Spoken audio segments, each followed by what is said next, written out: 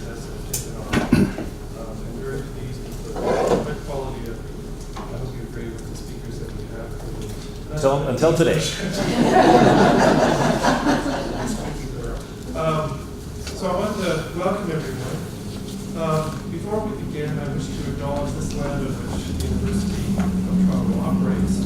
For thousands of years, it has been the traditional land of the Huron-Wendat, the Seneca, and most recently the Mississaugas of the Credit River. Today, this meeting place is still the home for many Indigenous people from across Turtle Island, and we are grateful to have the opportunity to work on this land.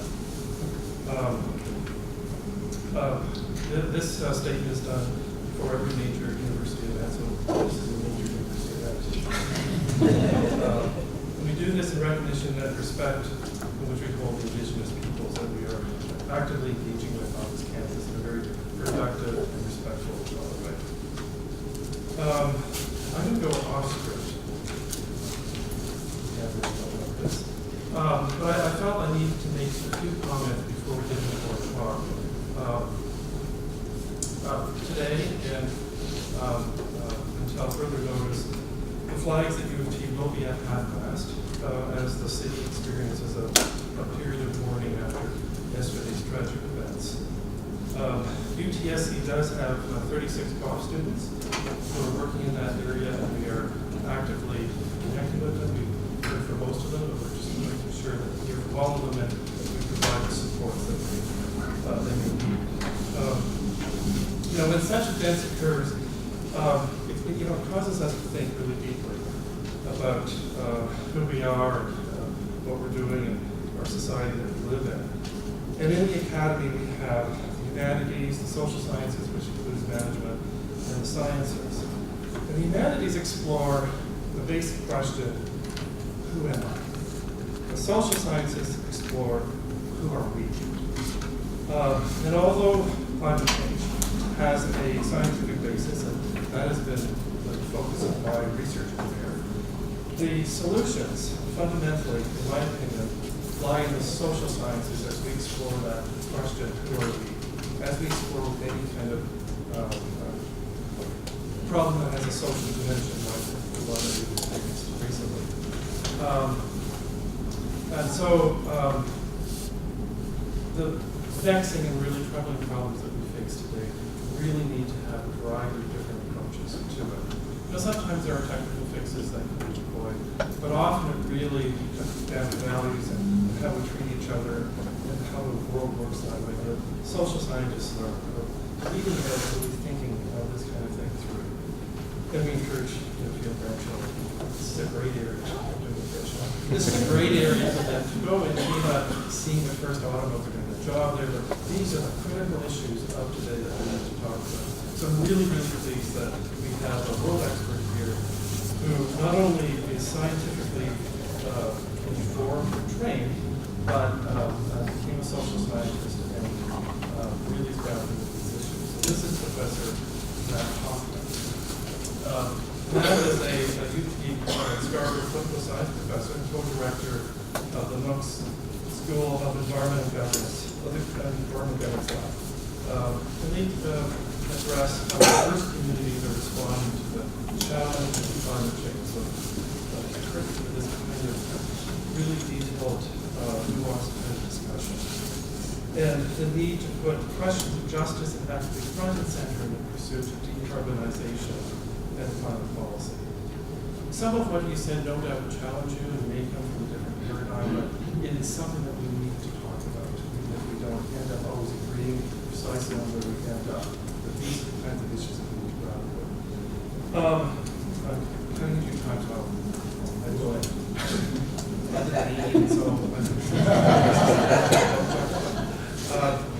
Matt is the author of this great book called Climate Governance at the Crossroads, Experimenting with the Global Response After Kyoto. And so I'm going to turn this over to Professor Hoffmann to present on this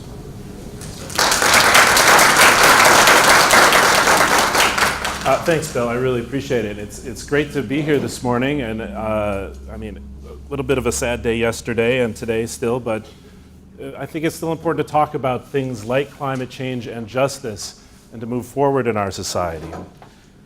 Now, most of what we hear about climate change is depressing and overwhelming, right? And there will be some of that in my talk, I'm not going to lie, because climate change is depressing and overwhelming. But that's not all there is. And so we're also going to spend some time today talking about some of the sources of hope and action, and talking about what it is that people are doing to respond to climate change, and the role that justice and social equity can play in that. And I've broken up my remarks into three basic areas. I'm going to talk a little bit about the challenge of climate change, make sure we're all at least on the same page with what I'm talking about when I say climate change. Talk about the politics of climate change in terms of where we stand now and what do we need to do. And then I'll finish up with a little bit of a longer discussion on the role of justice in pursuing climate action and decarbonization, moving away from the use of fossil fuels. All right, so if it seems like we've been talking about climate change forever, that's because we have. It first became a prominent issue in the early 1990s, a prominent political issue in the early 1990s, after politicians and activists caught on to what scientists were talking about in the 1970s and 1980s, that they were worried about the increasing concentrations of especially carbon dioxide in our atmosphere. And so in almost 30 years, we're still looking for solutions, right? And I want to talk a lot about why that is, because we're looking for solutions still, and still trying to solve this problem, not because we don't know how the problem works, not because we don't know what the consequences of the problem are, and not even because we don't have good solutions to the problem in a technical sense. But we're still talking about this issue, and it is still prominent because the obstacles are social and political and economic, right? And so I'm going to talk a good deal about the economics of it. But first I want to clear up two things. I want to talk about the difference between global warming and climate change, to make sure that we're all sort of on the same page on this. Because you'll hear them interchangeably used in the media, and to some extent that's okay, but there's some subtle differences that I think make a difference for how we think about the politics of this. And also so that you never have to hear someone say, it was cold outside, so global warming must not be in effect, right? We had snow in April, global warming's over. No, no, no.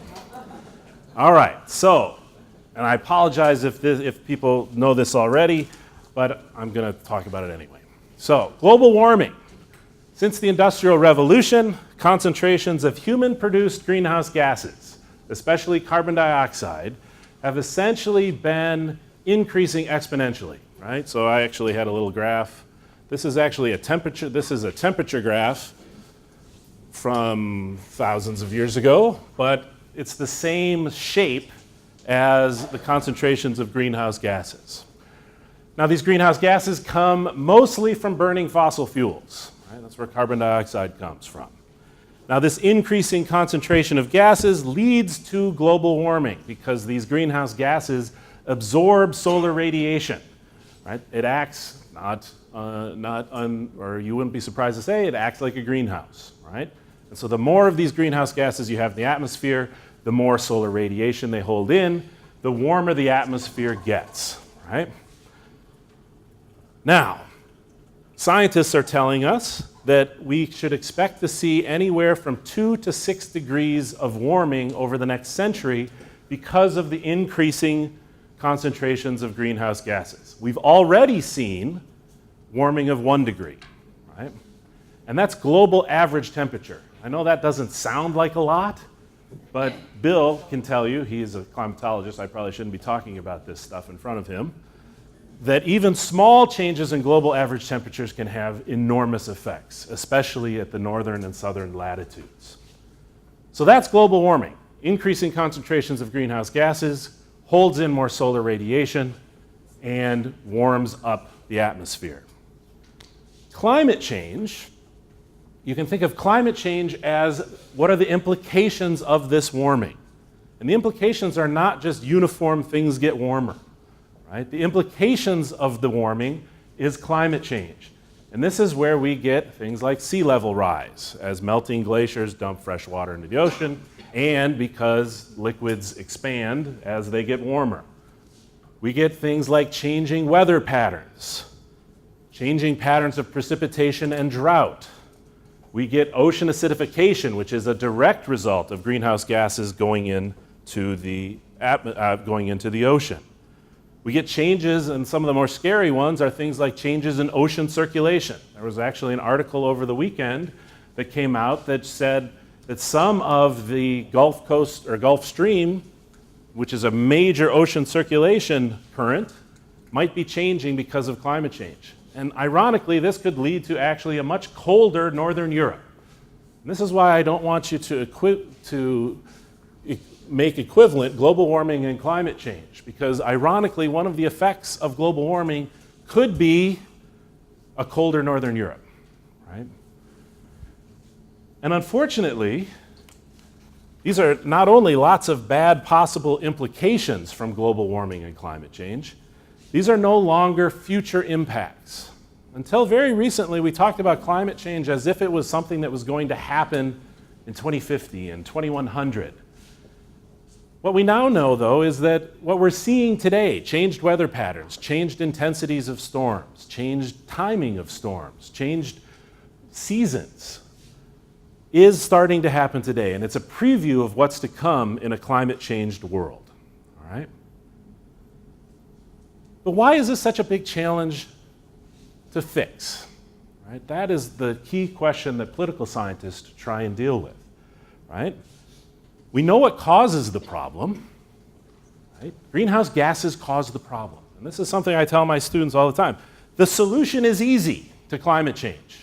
We know exactly how to fix climate change. Emit less greenhouse gases. Burn less fossil fuels, right? We do that, climate change goes away, or it doesn't totally go away because of legs and things I can talk about. But we solve the problem if we emit less greenhouse gases by burning less fossil fuels. Right? If we decarbonize our societies. If only it were that easy, though. Because, and this is where it gets interesting politically, and by interesting I mean really, really hard, because science can tell us about the nature of the issue, what climate change is, how it works, what will or might happen. It can't tell us how to deal with it. It can't tell us who's going to emit less of these greenhouse gases.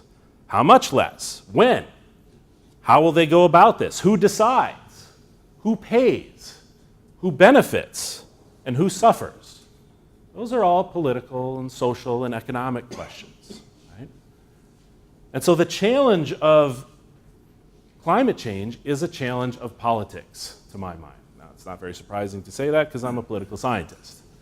But I think it's fairly clear that the problem of climate change is a political problem. And climate politics are somewhat of a nightmare for a host of reasons. In fact, if you could go into a laboratory and try and devise a problem that would be almost impossible to solve politically, you'd probably come up with something a little bit like climate change, right? Let me talk to you about 3 different reasons why politically it is an entirely wicked problem to try and solve. And first we can talk about the scope of the problem. Greenhouse gas emissions arise from virtually every human activity right now. And that is because we are what's called locked into the use of fossil fuels. Fossil fuels and the use of fossil fuels permeate just about every activity in modern society. Transportation, energy production, agriculture, manufacturing, you name it. In fact, city design is locked into the use of fossil fuels. The fact that we design our cities for automobile transportation, right? Almost every human activity is locked into the use of fossil fuels right now, right? And so there are incredible reinforcing dynamics that make it very difficult for us to burn less fossil fuels. And this happens all over the world. The world's economy is significantly run on fossil fuels. And to make this more difficult, to really solve climate change, what climate scientists are telling us is that by mid to end of this century, we need to essentially stop using fossil fuels altogether. Right? We need to decarbonize our economies and our societies, especially here in the global north, in Europe, in Canada, in the United States, Japan. we essentially need to decarbonize by mid to late century to really avoid some of the worst aspects of climate change, the worst impacts of climate change. So in one sense, the scope is a difficult challenge because the scope of the problem is very large. But it gets worse because climate change is also what we call a simultaneously hyper-global and hyper-local problem. It's global in the sense that I just talked about, that fossil fuels are everywhere in the global economy and global energy systems. But it is also hyper-local because we are locked into the use of fossil fuels, and the global economy is locked in to the use of fossil fuels because of decisions and actions that each one of us make every day, right? So climate change is both a global problem and a local problem. And that's true of both its causes, the burning of fossil fuels, as well as its consequences. Sure, we're going to feel global consequences. There's global warming. But we're going to feel the consequences very locally as well, and we're going to feel them differently. Here in Canada, we're going to feel different seasons, especially in Toronto. I don't think this past April is no longer can be considered an anomaly, right? Different places are going to feel drought. Different places are going to feel inundated, right? You're going to have coastal cities that are subject to flooding. You're going to have parts of North America that are subject to drought, right? And so you're going to feel climate change, even though it's a global problem, you're going to feel it locally. And so the scope makes it very difficult politically because it's a global problem. And if it's the old adage, if something is everybody's problem, it is nobody's problem, right?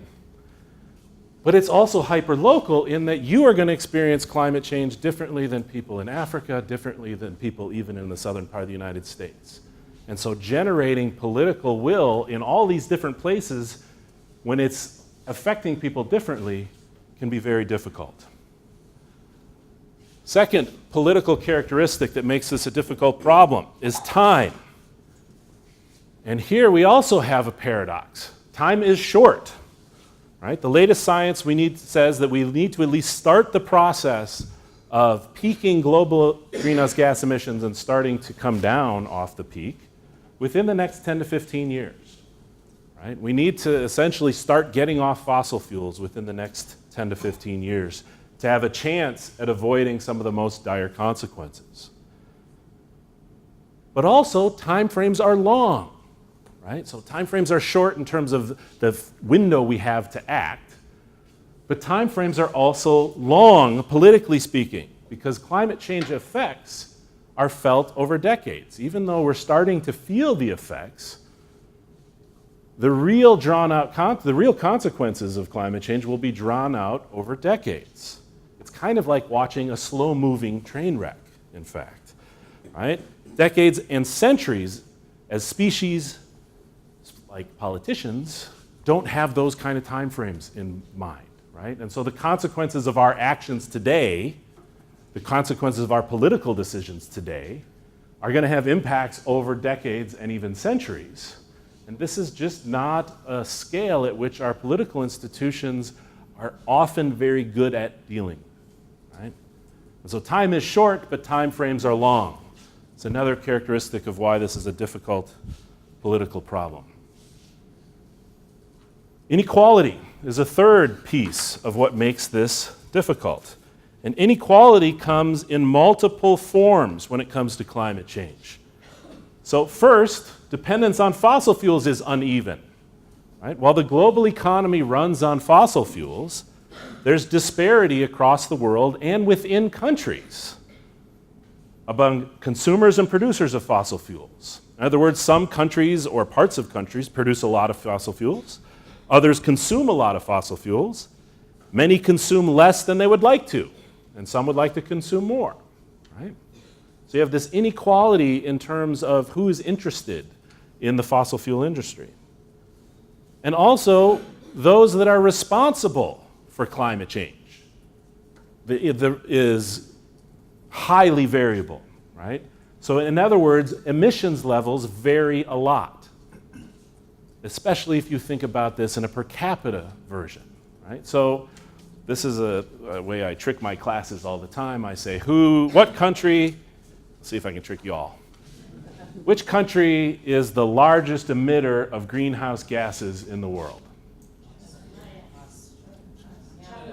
China, right? Absolutely, China. Number one, about 30% of global emissions, right? Canada, we only have about 2% of global emissions. In what way, though, is Canada maybe a worse offender than China? Per capita, right? There's 1.2 billion people in China, right? There are a few less of us here in Canada, right? And so how we understand who's responsible changes. And this has huge implications for how countries try and negotiate this. China says, yeah, we're the biggest absolute emitters, right? But on a per person level, we're at about 5 tons per person, China says. Canada says, oh, we only produce 2%. We're not a big problem in the world, but each of us individually produce in the 15 to 20 tons, 3 to 4 times what every person in China is responsible for in terms of greenhouse gas emissions, right? There isn't a right way to measure which emissions matter, but this inequality sets up a very difficult political situation. We can think about emissions in a different way. China is the number one in terms of absolute emissions. But where do you think most of those emissions come from? Well, production of energy, right? Manufacturing, transportation. Why are they doing all that? Yes, there's domestic use for sure. I don't know, I always check to see I forgot to check to see what my collar says, if the shirt was made in China. This one, made in China, right? And so we also have to think about what are emissions for. We talk about this as producer or consumer emissions, right? And so again, there isn't a right way to say who is responsible for what kind of emissions or which emissions matter. But this kind of inequality sets up very difficult politics. And finally, there's inequality in impact, right? And in fact, this is where social justice really comes into play in a significant way, because it turns out globally and even within countries, most of those facing the most dire consequences of climate change tend to be those who had the least to do with causing the problem, right?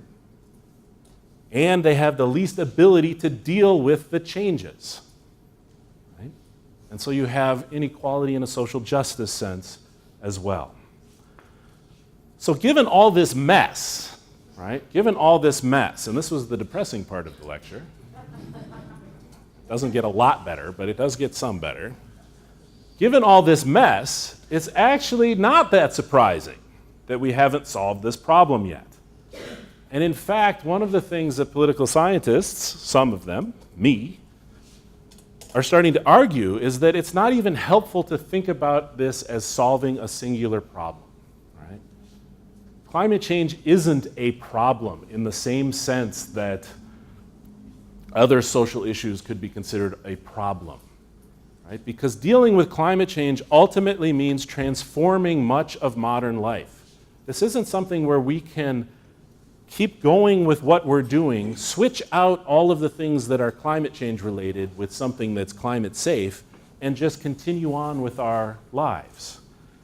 It doesn't mean that life is going to be worse, necessarily, but it does mean that we ultimately have to transform much of modern life.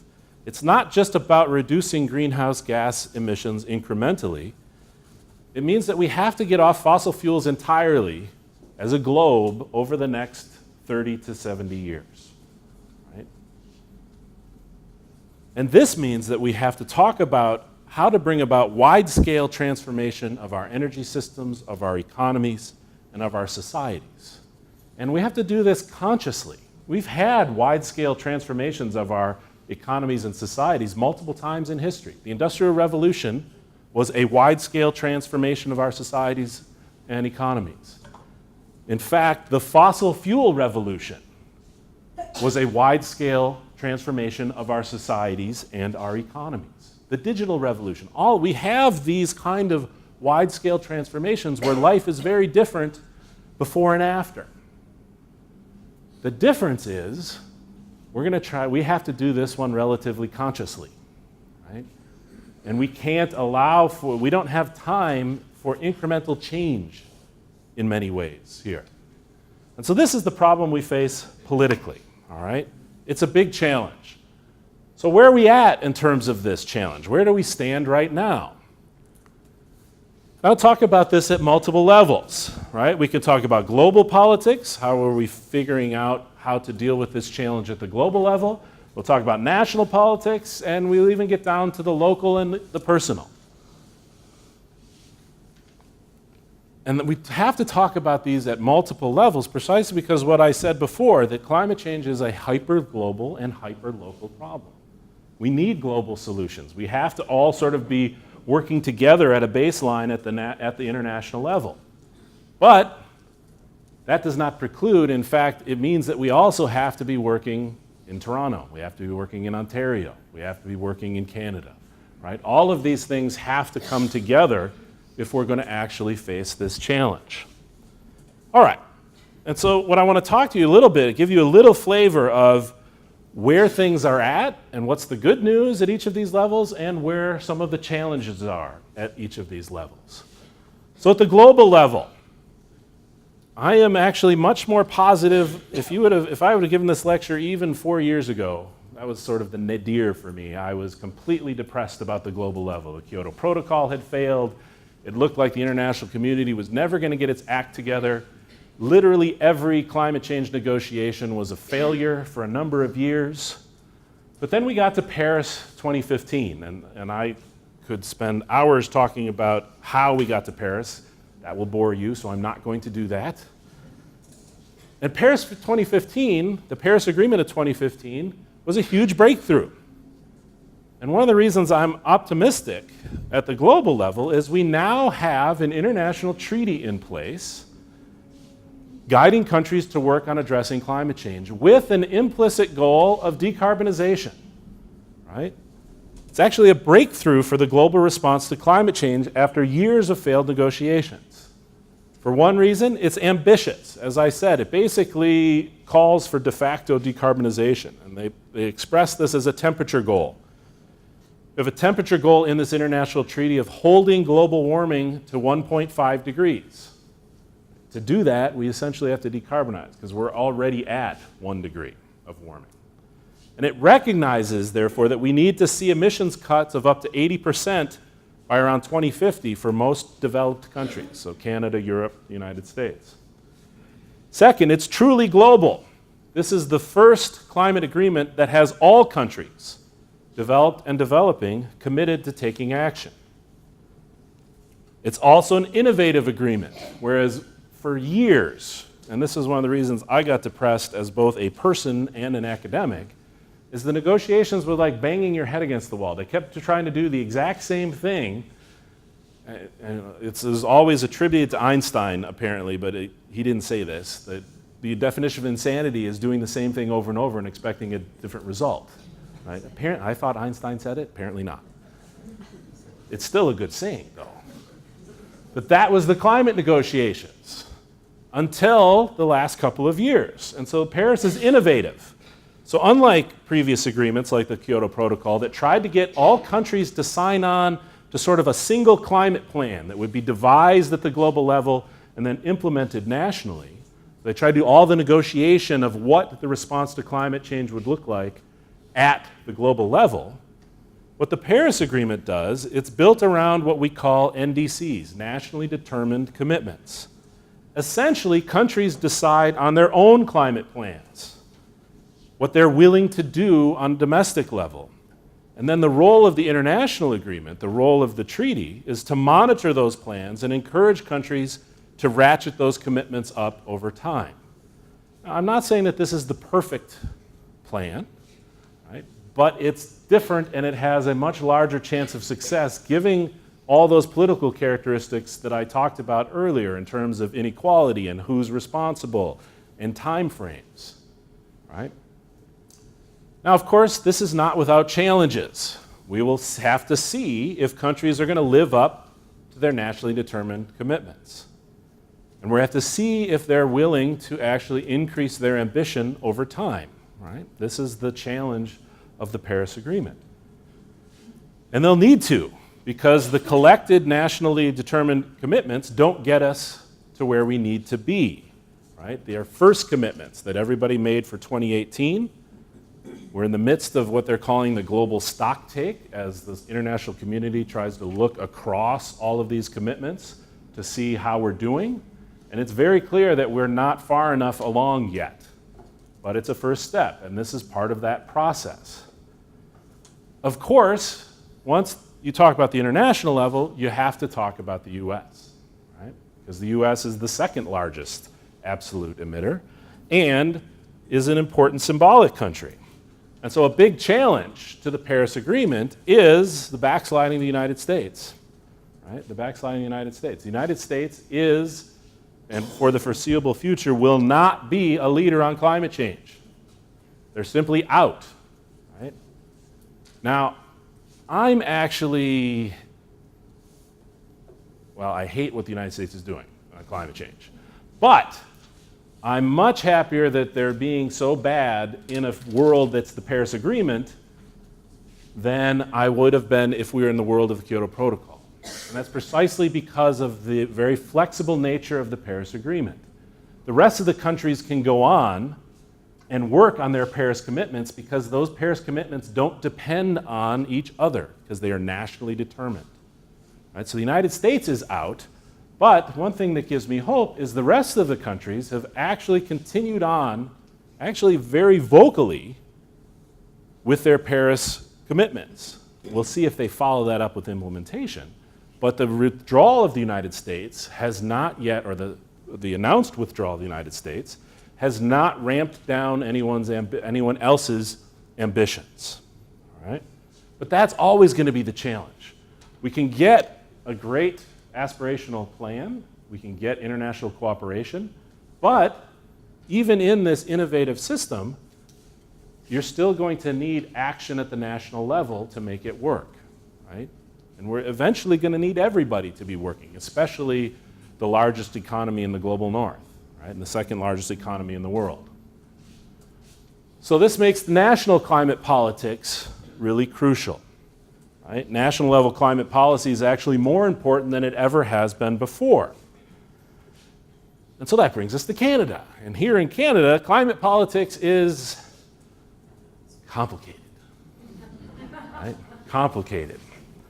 First, to be clear, we have never been good at living up to our international climate commitments under any party that has been in power since 1990. We've made all kinds of commitments. We have not met any of them. In fact, we blow by these commitments at orders of magnitude. We do, though, have a relatively ambitious plan in place to meet as part of the Paris commitments. Our NDC is actually relatively ambitious. It's called, and we put together a policy, the Canadian government put together a policy, called the Pan-Canadian Framework on Clean Energy and Climate Change, as its attempt to meet its Paris agreements, its Paris commitments, right? This framework is designed to help Canada achieve its Paris pledge to, by 2030, cut its emissions by 30% from 2005 levels, right? And so you can measure, see what we were emitting in terms of greenhouse gases in 2005. By 2030, we should be 30% below that level. This is a moderately ambitious plan if you look at all the plans in the world. But if we were to actually meet it, especially if you look at where business as usual emissions for Canada go, this would be a significant reduction. This would be a significant move towards decarbonization if we actually start to achieve it. The plan itself contains a number of possible actions around funding for renewable energy and public transportation and things like this. But the centerpiece of it is a national price on carbon. Now, I'm happy to talk about carbon pricing in Q&A if people want to get into the weeds of that. But I'm not going to do that right here, except to say that essentially the federal government is working with provinces to say that you have to put a price on carbon emissions. And the Canadian government is providing a floor. It says, look, province, if you don't want us to impose a carbon tax on you, come up with your own plan to price carbon. That price has to have a minimum of $10 per ton of emissions, and it's got to go up over time. If you put in your own plan, we'll leave you alone. If you don't put on a plan, we're going to impose a federal carbon tax, $10 a ton, ramping up over time. Oh, and by the way, this is not a cash grab. Any money that we take in from this carbon tax, we will provide back to you as a block grant. Right? So let's say, Saskatchewan, for instance, says that they will not put together their own plan. The federal government imposes a carbon tax. They collect the carbon tax in Saskatchewan, and then they give that money back to Saskatchewan. All right? So that's essentially the centerpiece of this, with the economic idea that if you make things that you don't want more expensive, you will have less of them. That's essentially how carbon pricing works. Right? And right now, carbon emissions are free. We can pollute willy-nilly without any concerns. That if we don't want that, we should make people pay to pollute, essentially. All right? So the federal government is working with provinces on this for a couple of reasons. First, because a lot of provinces got out ahead of the federal government. For many years, the federal government was doing nothing. Again, under both Liberal and Conservative prime ministers. And so a number of provinces, Quebec, BC, Ontario, started moving relatively quickly relative to the federal government on climate policy. And so a number of them had climate policy in place. A number of them had carbon pricing in place. And so the federal government wanted to work with them. This is also an issue of federalism, and provinces actually control or have authority over many of the files that are important for dealing with climate change. And so there has to be cooperation between the federal and provincial levels for this, right? Now, of course, the challenge for our national plan, right, and why it is complicated at a national level, is that obviously Canada is a major fossil fuel producing country.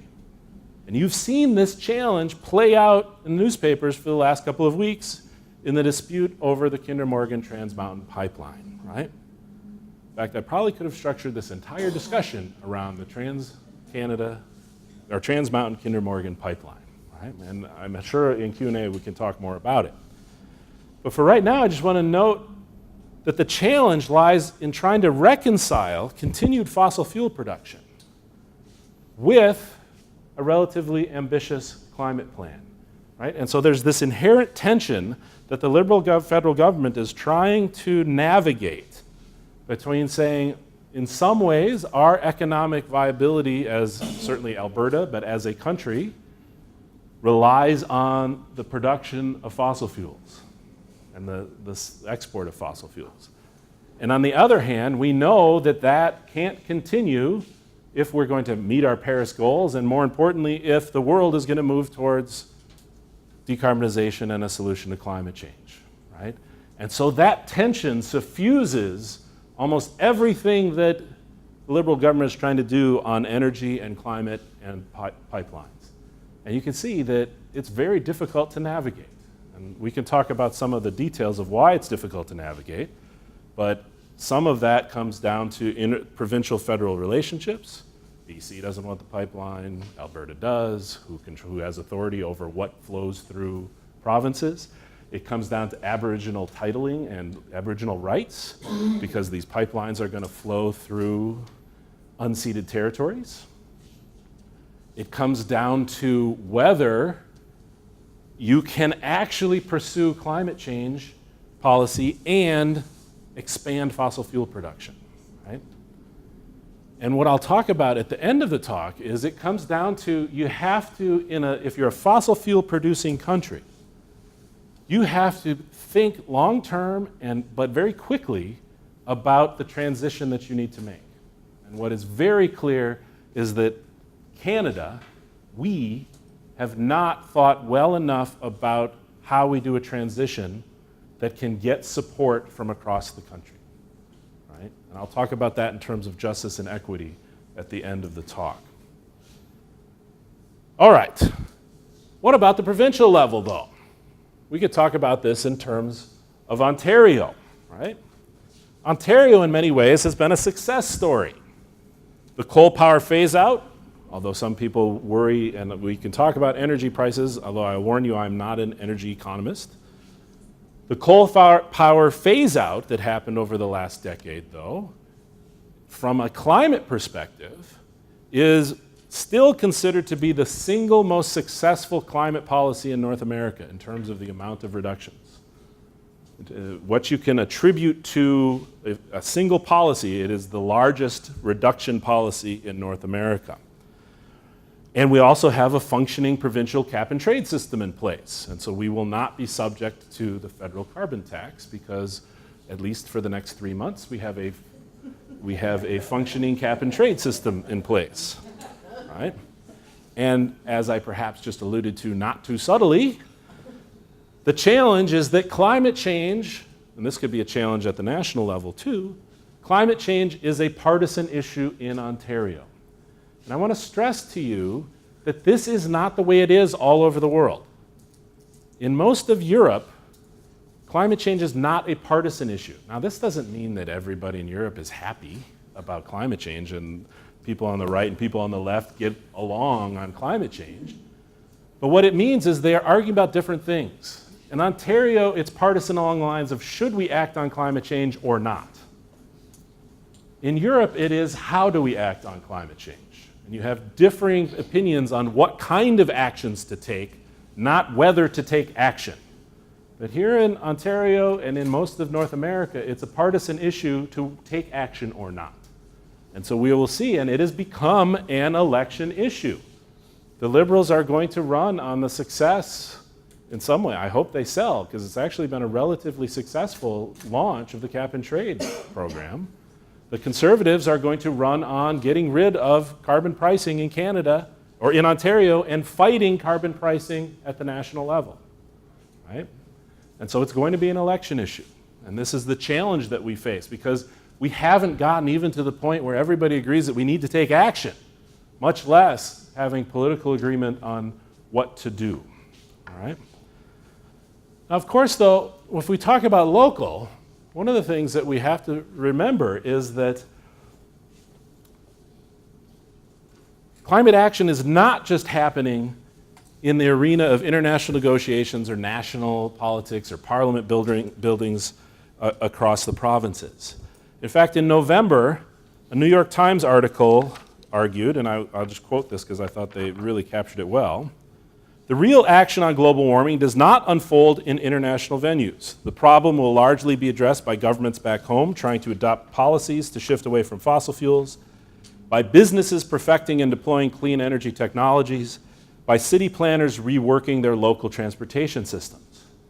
And so that is substantially correct. And one of the things that I study when I'm doing my research on climate politics is all of the stuff that happens outside the national state and all the stuff that happens outside international negotiations. And this is a source of real, this is why I can still get up in the morning and not stay curled up in a fetal position most days. Because there's lots of this kind of action happening. Thousands of cities, including Toronto, have developed climate action plans and are working together in global networks to try and figure out and share the best ways of transforming cities. In fact, the Toronto City Council approved their Transform TO plan that included a very ambitious goal of 80% reductions of emissions by 2050. And we're not alone, right? Copenhagen and Stockholm are actually competing to be the first carbon neutral global capital city by 2025. So they're talking about having zero net emissions in 8 years, 2018, 7 years. And it's not just big cities, Durham, Waterloo, Kingston, and others in Ontario. This is a movement. It's a global movement of local action. In fact, I'm involved with an NGO called Green Economy Canada that helps community organizations to develop business networks dedicated to reducing emissions, right? And I give that as an example, not because it is unique and special, but precisely because there are so many of things like this all over North America, all over the world, right? The challenge is that these are all relatively small actions, and eventually we need big actions. And what my research takes a look at is how these little things not only add up, but they can multiply, right? Because there's a couple of objections to finding hope in Toronto taking action or a bunch of small communities taking action, right? First is it's clearly easier to set a target and develop a plan than it is to implement it, right? As the national government of Canada has shown, we've had all kinds of climate plans. We have implemented none of them, right? And yes, these are small individual actions. It does not matter a whit to global levels of greenhouse gases if Toronto goes to zero, right? If we in Toronto stopped emitting greenhouse gases today, that would have, well, not zero, because there's scientists here, I can't say zero, but negligible, 0.000 something effect on global emissions and global concentrations, right? So why take small action? So why should Toronto worry about this? Well, precisely because they can add up and they can multiply, right? Because Toronto is not taking action by itself. It's actually part of a global network of cities called the C40 Cities Climate Leadership Group. This is actually a network of 91 cities representing 25% of global GDP and 1 in 12 people in the world. Almost 10% of the people in the world live in one of these cities. And so actions add up. There's also multiplier effects. All of these actions can have ripple effects far beyond their intended targets. One of my PhD students, Laura Tozer, actually examined a really, really small project, globally speaking. She was looking at the Toronto waterfront, looking to develop a new sort of eco-sustainable district as part of the redevelopment of the waterfront. Again, this neighborhood would be explicitly low carbon. Globally, in terms of emissions, that doesn't matter. That actually is zero. But the hope is that these small projects change expectations, right? Because putting this project in place changes expectations for both governments and developers. The goal is to alter what governments and institutions and developers in the business community see as possible and the best way to move ahead, right? So you do this small project in the waterfront, it can end up changing how developers across Ontario see the right way to build. It can change how building codes work, right? And that's the kind of multiplier effect that we need to see in multiple places. All right, so what I hope I've given you thus far is a sense of both how much is being done to act on climate change, but also how far we still have to go, right? And some of the challenges that we have. And so the last set of ideas that I want to discuss with you before we turn into Q&A is how we go about doing the work that we need to do, right?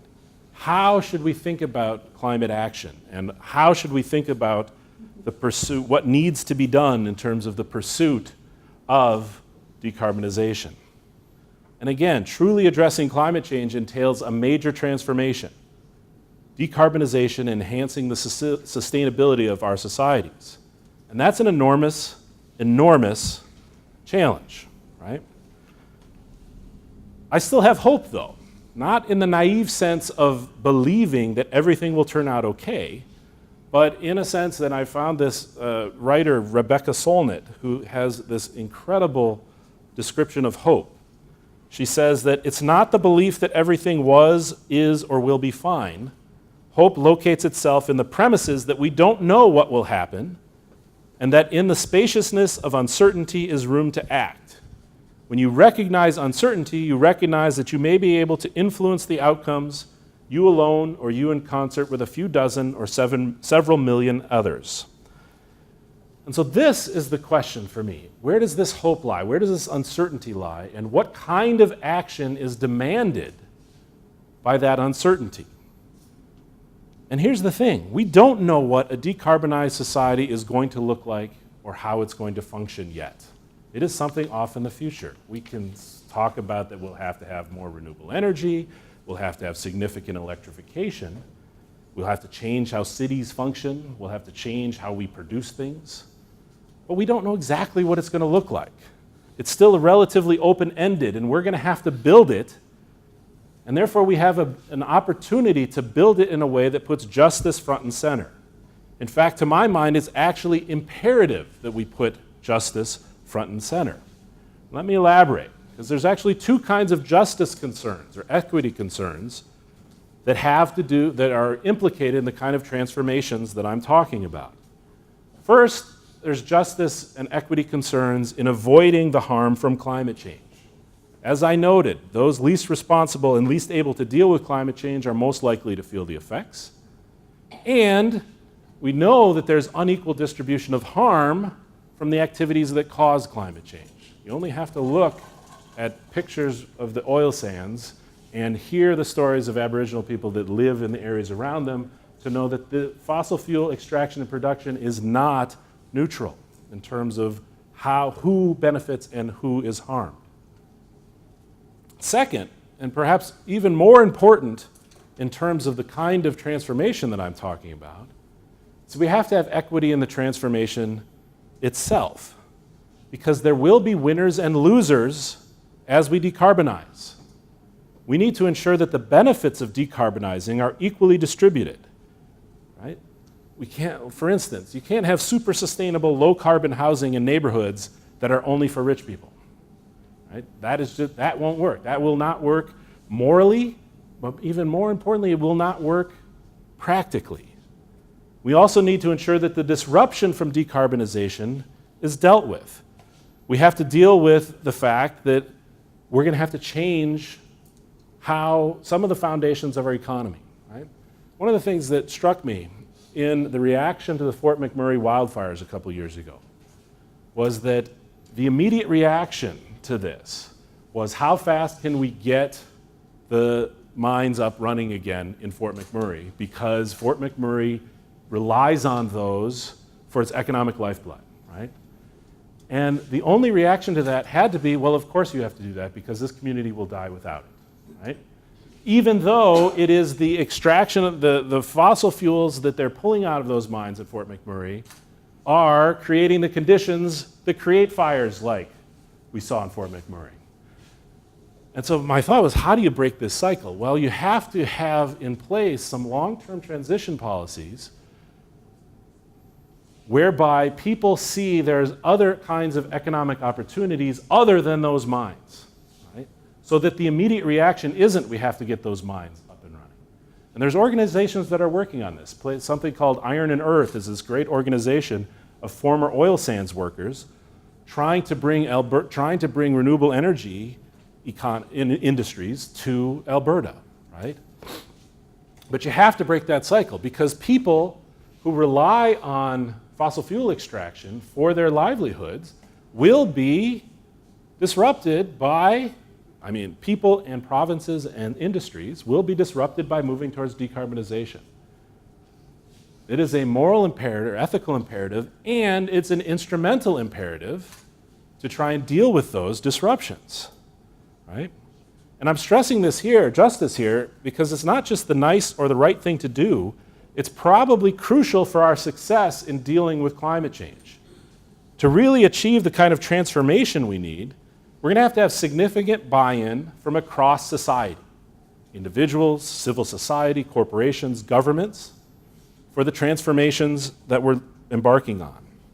That buy-in is going to depend on significant ways in people seeing themselves in the transformation and seeing that they can live the good life in a low-carbon society, both through the transition to a low-carbon society and in that low-carbon society itself. Now, that's the premise of the Transform TO process that produced Toronto's Climate Sustainability Plan, community engagement over what we want a low-carbon, sustainable Toronto to look like.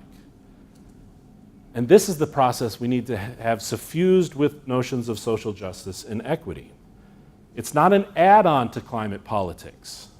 It's the heart and soul of climate politics, and it's the key to imagining and engaging the kind of future we want and the kind of actions that we need to take to achieve it. And I'm going to end there, and I look forward to the conversation and happy to take your questions.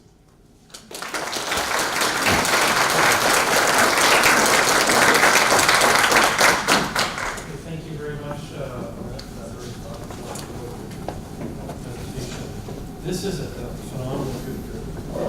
Great. The thing about this is they're well read, they're well rested, and none of them have devices. See, this is why I have a no laptop policy in my class. So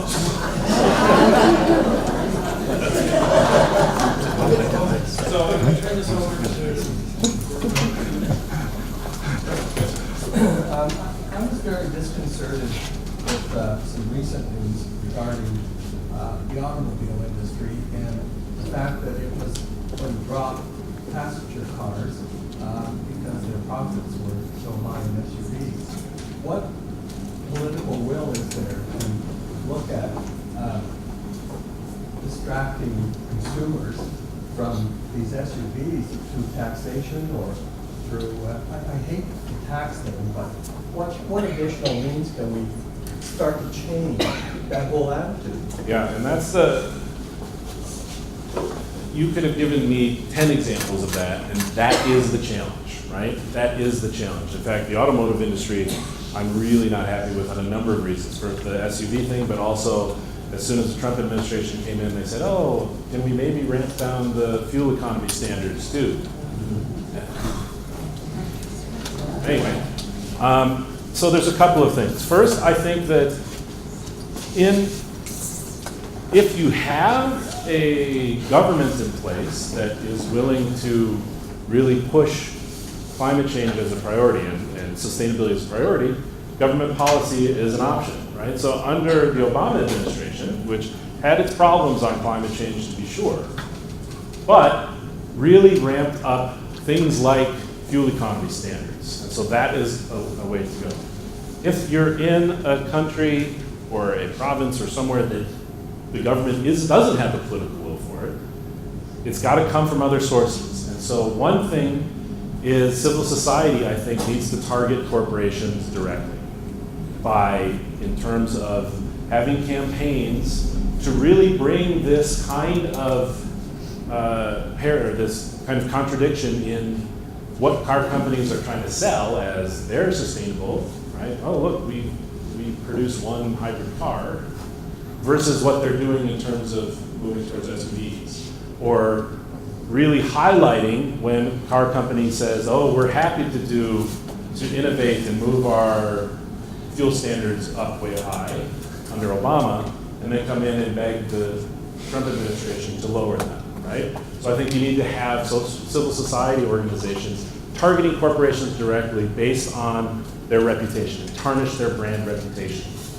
as a way to get them to move. I think, though, that what you're highlighting, the broader question you're highlighting is, what's the role of individuals versus larger institutions and corporations? This is something that my students and we struggle with in every class that we talk about this, right? Because eventually, yes, so one way to move car companies is everybody boycotts buying SUVs. Right? How do you get everybody to do that? And that's something we don't have a great answer for yet. And it's also probably too slow in some ways to wait for every individual to change. In fact, climate change is full of structural problems or structural features that mean our individual choices are so constrained, right, that it's tough to rely on individual behavior to change things about climate change on a large scale. And so people come to forums like this, people encourage, until it becomes, let me put it this way, until it becomes,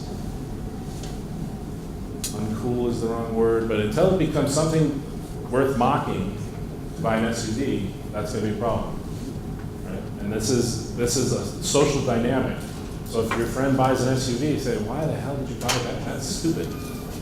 Right? And that needs to become the sort of social opprobrium.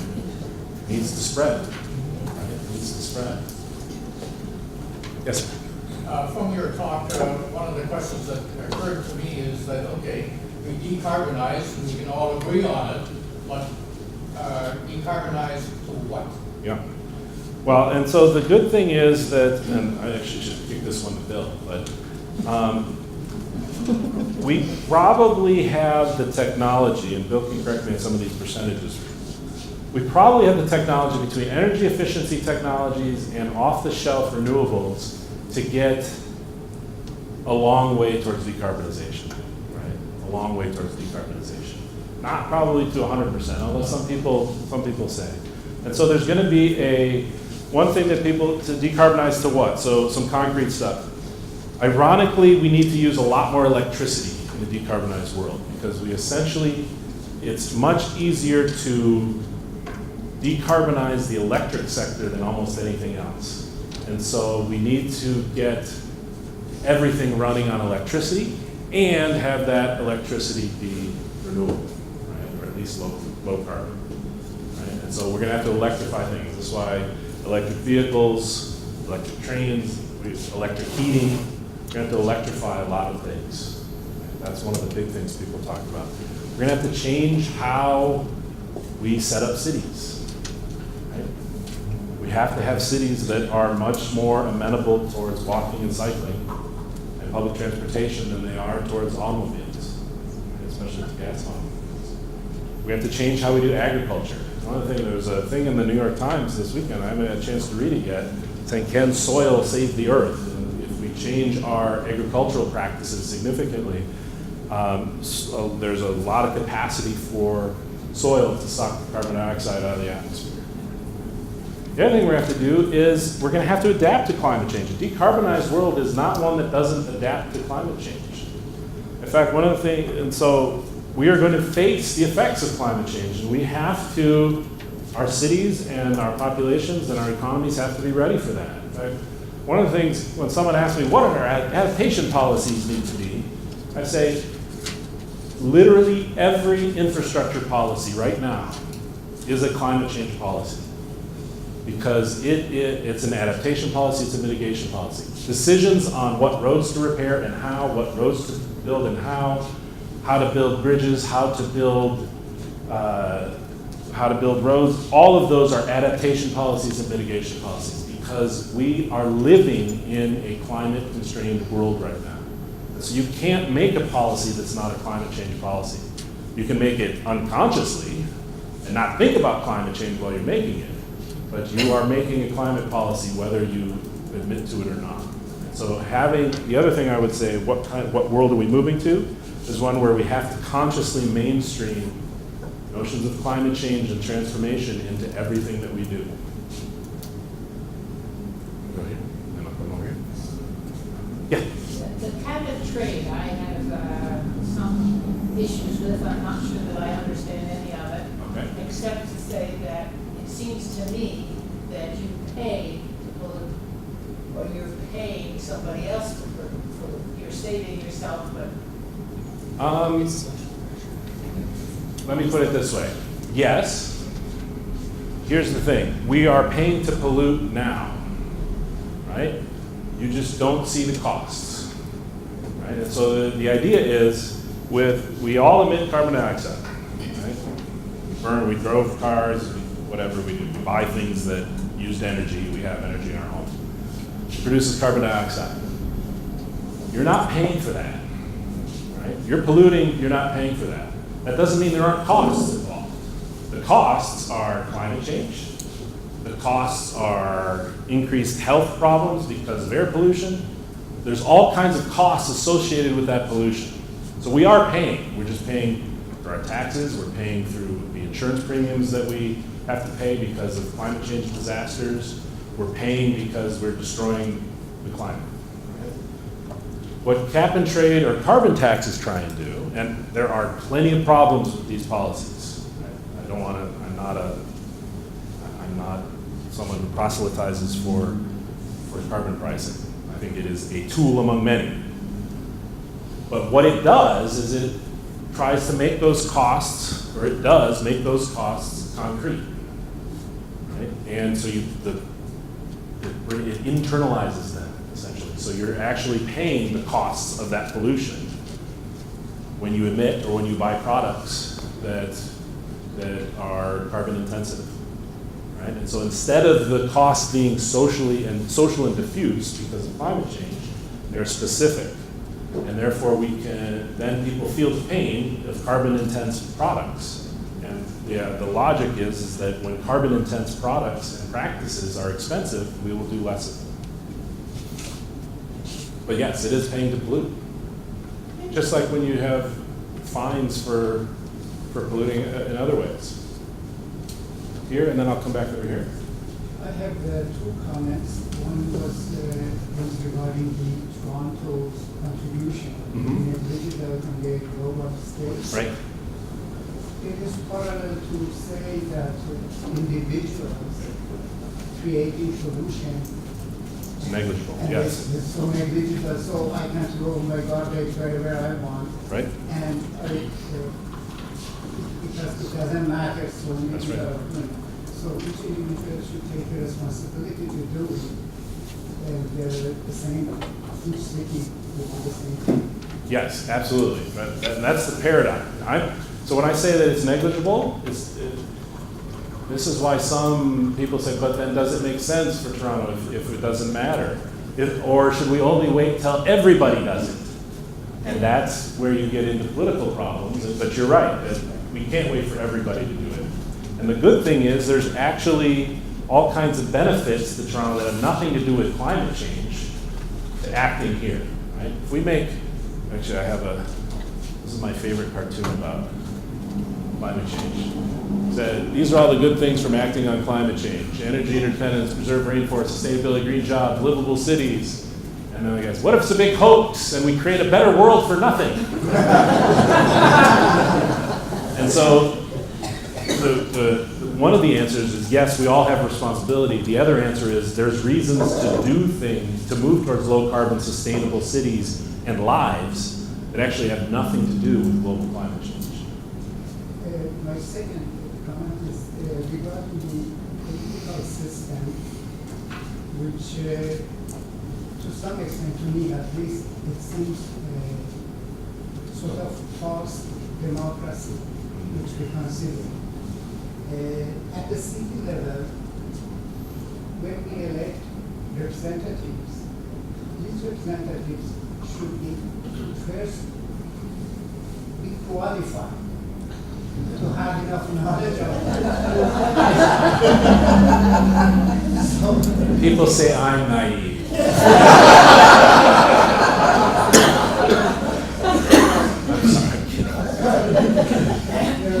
And when these guys go there and they are not qualified, and they don't have the knowledge of planning for the city, and one group comes and then the next one comes and changes those policies halfway through, and a lot of taxpayers' money goes into that and is wasted because the guys are not qualified for the position that they are. Well, but this is where we actually have responsibilities as citizens. That's our fault, right? That's our fault. And this is why there's a great deal of hope around cities acting on climate change, I think, is because cities are a place where we're actually closest to the political process, right? I know my counselor, not well, but I know who he is, and I talk to him. And this is where we can more actively participate in the process. And in fact, I often give these talks, and one of the questions usually is, you don't have to ask this one, what should I do about climate change, right? And I think they're always expecting me to say, walk to work, or ride a bike. I would say vote. Vote is the #1 climate action individuals now. Vote for people that take climate change seriously and know what they're doing. As a caveat. Was that in fact the person to be candidate should go through a process of being qualified. And this is where I refer to democracy. The person has to have, okay, if we go this one further to the federal level, most of these candidates are rich people. They are not representative of the average people. So if they are going to be passing a law that is going to damage their own portrait, you're not going to do it. I don't have a good answer for you.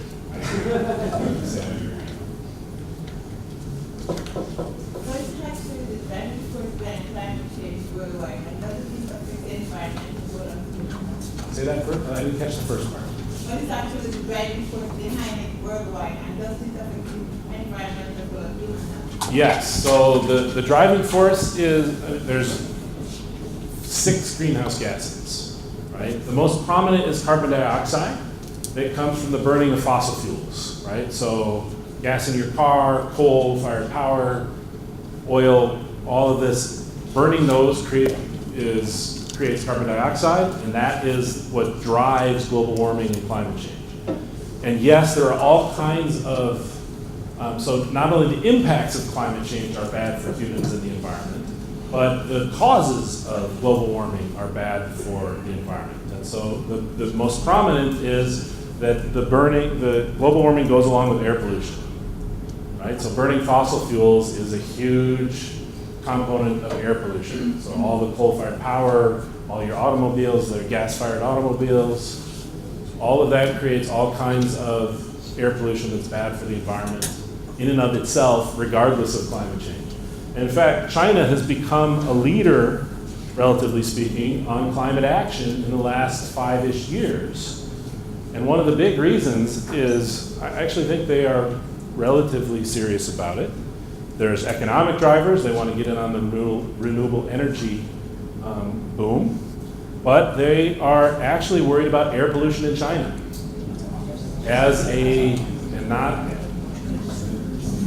entirely just because they're nice, but because air pollution in China is actually a problem for political stability. And so China is making a big push on climate change and decarbonization as a way to deal with their air pollution problems. In the back. So for You don't get to ask questions, you took my classes. for decarbonization, you have a lot of states like who are kind of considering between nuclear energy and renewables. So is there a shift? Like, do you see states kind of shifting towards nuclear or renewable energy because there are implications of nuclear energy? It's a huge question. It's a huge debate. In fact, it's a huge debate that splits, I'd say, the environmentalist community about whether to advocate for denuclearizing as well as decarbonizing. And you see countries and cities moving in both directions. Right now, I'd say we're in an era that nuclear is less popular, right? And for a number of reasons. It's very expensive, the environmental impacts of it are pretty bad themselves, right? Although some of the technologies have been improving. And then there are climate hawks who say we need to actually decarbonize to get to 100%. We can't do it without at least the existing nuclear energy. To say nothing, we should actually ramp this up because it is, whereas most renewable energies or wind and solar are what we call intermittent energy, right? Where if it's sunny or the wind's blowing, you have energy. If it's cloudy or it's calm, you don't, right? And since we like the lights to go on when we hit the switch, no matter if it's sunny or not, right? People are a little worried about it. And so to have renewables play a huge role in your energy system, you either have to have storage, so you produce a lot of energy when it's windy and a lot of energy when it's sunny, and store that energy so that you can use it when it's cloudy and calm. Or you have to have a backup source that is not intermittent, that's there all the time. And nuclear plays that role can play that role in a low carbon future, right? I'm actually agnostic on it. I know for some people that makes me a terrible environmentalist, and for others, that makes you a hero that isn't crazy. But I don't have a good answer on which is. I don't have a position on which is better because I see both sides of those. And sometimes it depends on how scared I am about climate change versus how scared I am about nuclear waste. Those are two really scary things, and so I usually should watch TV. I could ask a whole bunch of things, but if people want one takeaway today, and we're right at the perfect time in the season to get kicked into this, in your own property, and please brainwash your kids who have a home of their own now, okay? Right. Get rid of as much grass as you can, get rid of fertilizers, get rid of chemicals, all of that, grow things that don't need anything but the rainwater that falls, and compost like you're nuts about it, because you will do the carbon capture you mentioned in your own backyard in an amazing quantity that you have no concept of. It is so big. And if we all just did that, and it's not a competition to see whose green bin has the most organics. The winner is the one whose organics stay on their own property if it's appropriate, and some things should not go that route. But the ones that can be done, backyard style, do them. And let the city deal with the stuff that is difficult, okay? And if you do that, and please go around with your wheelbarrow under the cloak of darkness, if you can. Pick up your neighbor's bags of leaves in the fall and compost them. And they disappear to nothing. Absolutely nothing, so fast. And there you can make a difference. And the kind of soils a lot of us are living on, just eat this stuff up so fast you can't feed it quick enough. There's just no limit on the volume you can work through. So there it is, and it's a carbon capture. I didn't know that till a few days ago, but I've been doing it for 40 years. And I will say, like, I don't take away from anything I said to not take individual action. I think individual action is absolutely crucial, right? Whether it's composting, whether it is buying an electric vehicle, whether it is driving less, turning down your thermostat, being vegetarian at least a couple times a week. All of these things matter, but don't fall into the trap of thinking that they are enough, right? Because, and I talk about this with my classes all the time, there's individual actions, and then there are the structural constraints that narrow or widen our individual choices, right?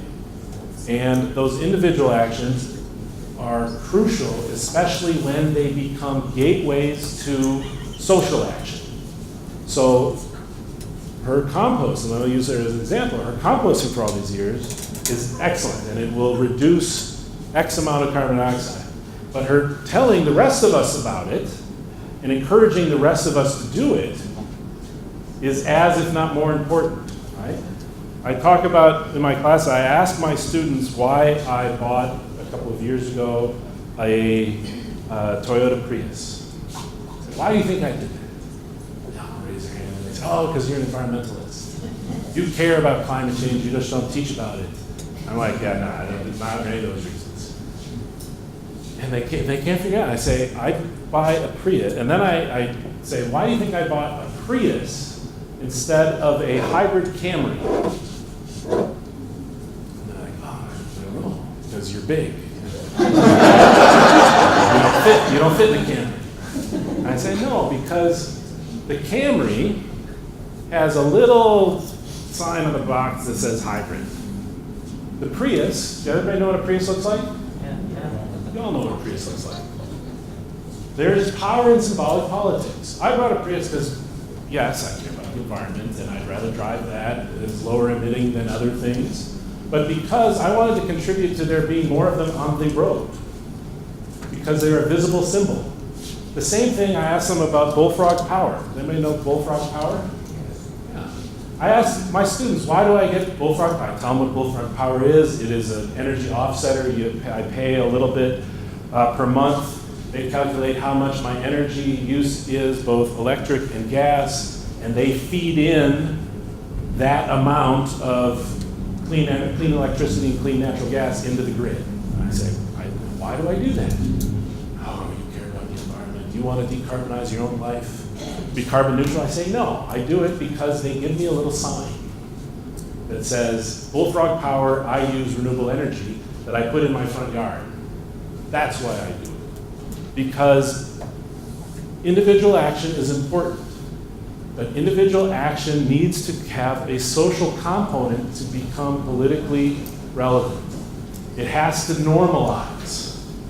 It has to be what everybody does. And so sending signals to your friends and your neighbors, telling your friends and neighbors about composting, sending signals through what you do has a social component that can multiply your individual impact. What you're talking about is sort of the core message in a book I just finished reading called Be Time by a guy named Mark Winston. Okay. He talks about collective wisdom of the hive. It's not the individuals, it's how they communicate and work together. It's quite compelling. Yeah. Unfortunately, we have to change the collective wisdom of our particular hive right now, right? But when it happens, it's very powerful. If you think about how changes in social norms and mores can go very quickly in a number of areas, right? It can be very powerful. Yes, sir. I'm kind of pleased that you seem to be quite optimistic on mitigation. Because of my background, perhaps I come at it and I'm a lot more pessimistic about mitigation than you are. For all the reasons you've talked about and a few more that I'm sure you're aware of, but haven't talked about yet. Why isn't there more emphasis on adaptation as opposed to mitigation? I think there is a lot of... You don't read about it. Yeah, well, and you don't read about it precisely because I think, as I said, adaptation policy is infrastructure policy, right? Miami, anything the city of Miami does, like as a municipality, is adaptation policy because they're underwater many days just from a normal high tide, right? The reason I think that it doesn't get discussed as much is that sometimes people worry that if you talk about adaptation, it will take away the energy from mitigation, right? And I think that, but where many academics and I think some policymakers that care about climate change are moving is to say there's really, you can't talk about either in isolation anymore. We live in a climate constrained world, so we have to adapt to it. But we can't endlessly adapt. There's no adaptation for a 6-degree increase, which is that, as far as, unless there's some radical change in how we live, human civilization will have a really tough, if not impossible time at 6 degrees of warming. Right? Just the foundations of our society will be blown away in terms of agriculture, infrastructure, and it's just terrible. Right? And so we can't only adapt because, one person that talks about this says, a 2-degree world is better than a 3-degree world, a 3-degree world is better than a 4-degree world, right? So we have to adapt because the temperature is going to go up. And in fact, we've got enough greenhouse gas concentrations in there right now that we're going to see warming, even if we turned off the spigots today, we're going to see climate change. But we have to continue to mitigate because we can't adapt to what business as usual would get us in terms of emissions. And on the optimism question, it depends on the day. When I give a talk, I always think it's better despair doesn't get us in. So Solnit talks about hope being something between despair and optimism. That optimism is the notion that a belief that everything is going to be fine. I don't have that. Despair is the certainty that everything is going to be terrible. I'm not there yet. And so hope is in the middle. And so I try to provide a notion of, when I talk in public about this, privately I throw up a lot, of hope, that there's uncertainty, that we're certainly not, there's no cause for optimism, but there's not yet a cause for despair. Follow up? Yeah, just a quick question. Isn't there risk, though, in giving the optimistic part? I was giving a similar talk like this to a group of engineers, and one of them put up their hand and said, well, are we just going to be able to learn how to control this? And, that was a fairly engineering reaction to it. But isn't that the risk that people are going to say, well, why should I be spending all this money for mitigation when we're going to figure it out at some point? At some point, technology will get there. Yeah, my first degree is engineering, and that's why I switched to political science.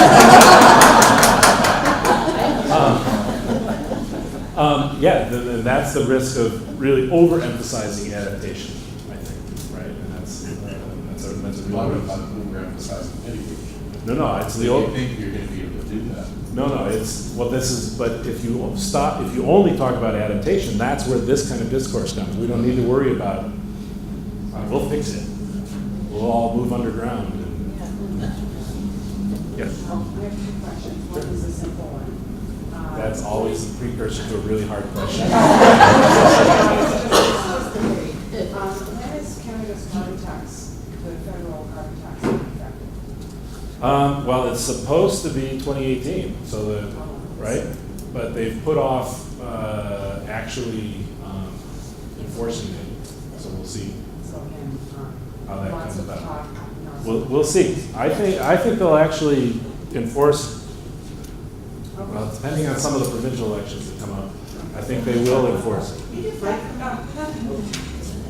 Oh, no, your second question? My second question is, there's a connection between methane gas and vegetarianism. And, Yeah. and I'm interested in, you mentioned there's 6 contributors to greenhouse gases. Where is methane on that scale? Methane is much smaller in terms of the concentrations, but it's actually a much more powerful greenhouse gas than carbon dioxide. And so carbon dioxide, I don't have the percentage off the top of my head, but it's the biggest in terms of volume, and so it's the most important. Methane is much smaller concentrations, but what is about 6 times the warming factor? 12 times the warming factor, right? And so this is why people talk about using natural gas as a bridge fuel to decarbonizing. So if we get rid of coal's the worst. Actually, oil sand is the worst. Then there's coal. If we could replace all our coal plants with natural gas plants, we would see emissions reduction. But because natural gas has less emissions than burning coal and oil, right? The problem is, and if methane burns clean, it just produces carbon dioxide, right? So essentially, the problem is that we have enormous issues with pipe leakage.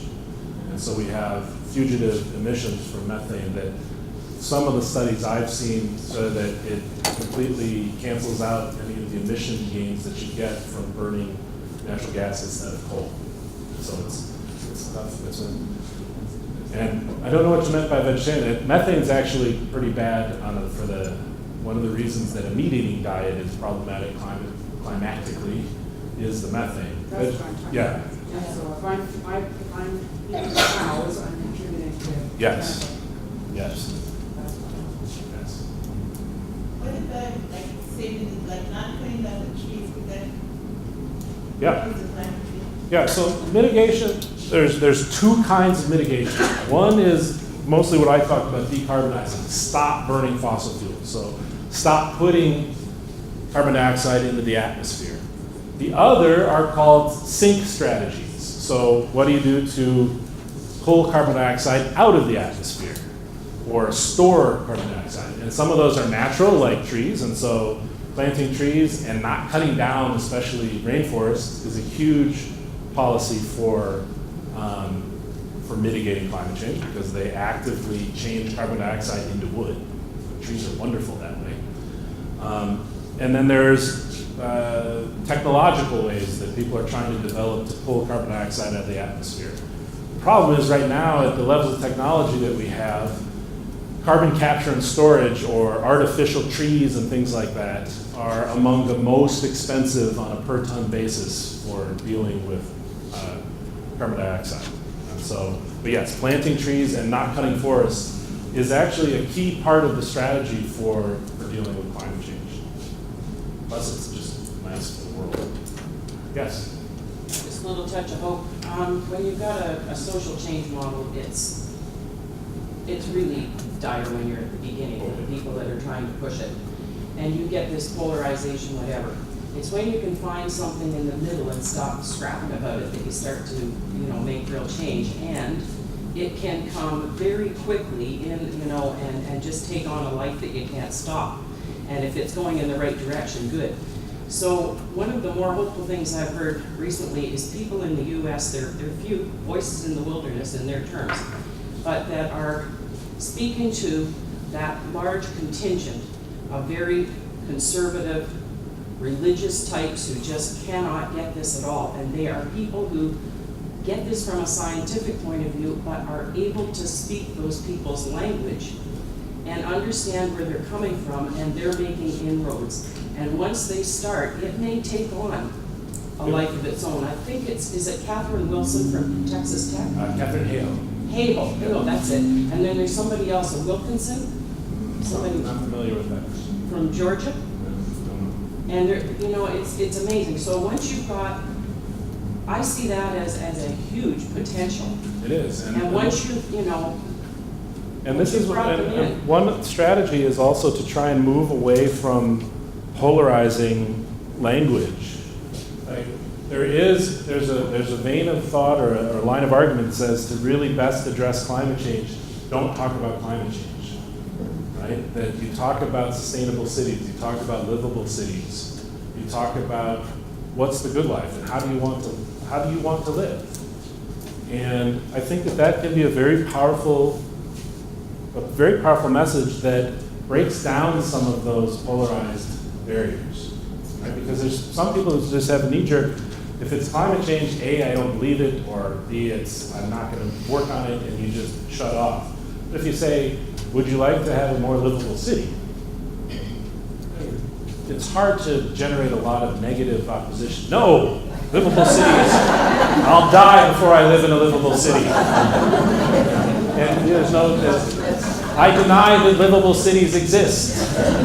It's just it can diffuse some of that. And this is another reason I think a social justice and equity frame can be a real important inroad to some otherwise very tough discussions.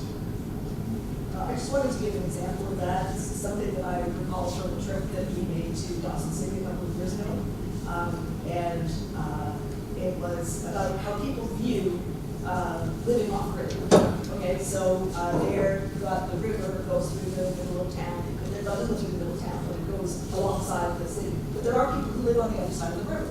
And we were told by someone on the tour group that, on the other side of the river, there are people that live there, but there are no services, there's no electricity, there's no running lines. And it's sad that you have this image of, these shacks and hovels where people are squatting. And then we met someone who lived there, and he lives off-grid. And he has a really nice place with his family, and he talked about some of the challenges of living off-grid. But he wouldn't have it any other way, and he really loved living there. Does, I don't know if you can answer the question, but does our political system have to change if regulations and laws and international treaties are subject to 4-year cycle of elections? Do we need to actually change the way we govern ourselves? Yeah, I get that question a lot, and my answer to that is always, I hope not. Because changing we don't have time to change our political system. Think about just all of the multiple referendum talk and then referendum we had about moving to a relatively benign version, moving from first past the post to some hybrid with a little bit of proportional representation, and that there's just blew people's minds. And so we don't have time. We have 10 to 15 years to start bending the curve.